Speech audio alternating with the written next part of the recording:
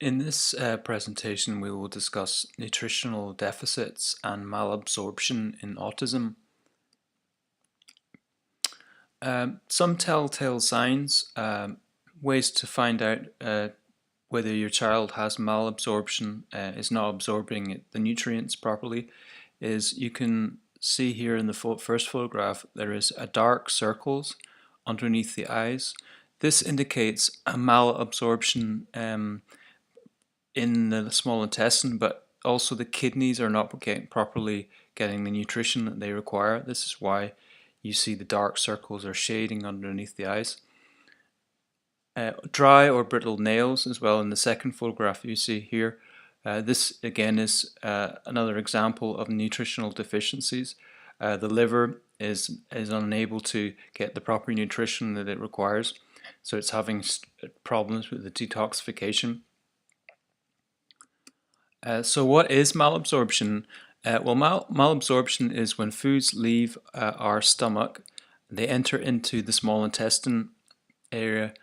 You can see from the diagram there, the large intestine is the down in the bottom, but at the top part of the intestines is the small intestines. They lie above the large intestine and in between the stomach, underneath the stomach. Once the foods enter into the small intestine, this is where the nutrition is absorbed. The vitamins and minerals are absorbed by the intestinal villi. In people with autism, these fine hairs seem to be damaged from gluten and from dairy products, causing nutritional deficiencies and developmental difficulties. So what is the answer? Well, the answer is to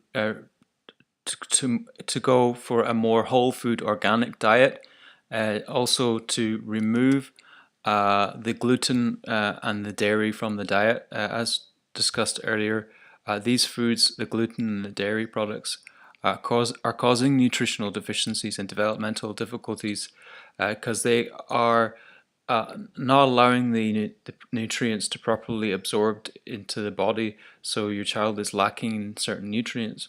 This can affect the entire body, including the developmental difficulties which we see with autism. This also causes inflammation in the gut and in the brain. Some options are to go for more organic fruits and vegetables, also especially the leafy greens. They are higher in the minerals and vitamins and minerals. Also choose healthy grains such as quinoa, brown, black, red or wild rice, as these contain no gluten. Also we discussed dairy products. These should be avoided for people with autism. So like the cheeses and milks and things like that, we'll be discussing this later, but we can look for gluten and dairy alternatives there which you can give to your child.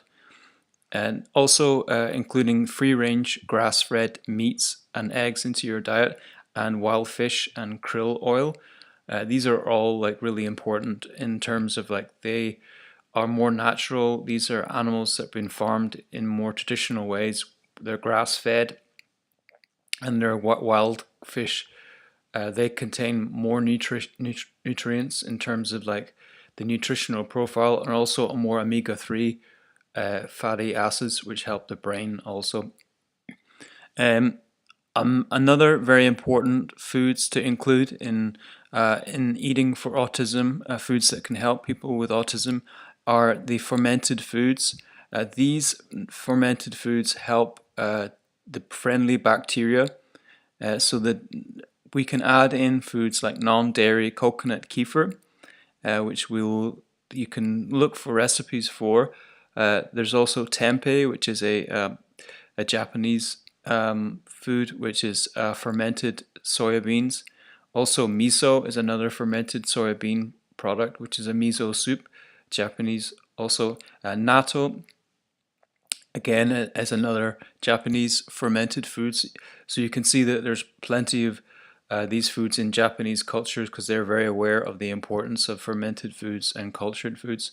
Also in sauerkraut, again, is very popular in places like Russia and Eastern Europe. where they are very aware of the health benefits of cultured vegetables and fermented vegetables. Coconut yogurt, which you can make, you can look for recipes online for coconut yogurt. And again, we're making the yogurt from coconut as opposed to dairy because there could be problems with dairy with the children with autism. So it's better to go with coconut yogurt. This can be made just using coconut milk from a can, and then you can get the starter cultures or probiotics to help culture the yogurt. Cultured vegetables, which are similar to sauerkraut, but you can culture pretty much any vegetable. I will include a video later on showing you how to make cultured vegetables, because these are very inexpensive and also a very beneficial way to help heal the gut. Also, there are pureed baby foods and cultured salsas you can make, also many different kind of recipes, and chutneys also can be made into cultured foods. There are also other like fish which are also fermented, but these are maybe not so these are beneficial, but maybe a little bit harder for kids to stomach. So depending on what in your children's taste, the fermented fishes might be a little bit harder, but it is very, very important that these fermented foods in any form, whichever one best suits your child, try them out, try the different recipes, because these can really help heal your child's gut and help heal the brain.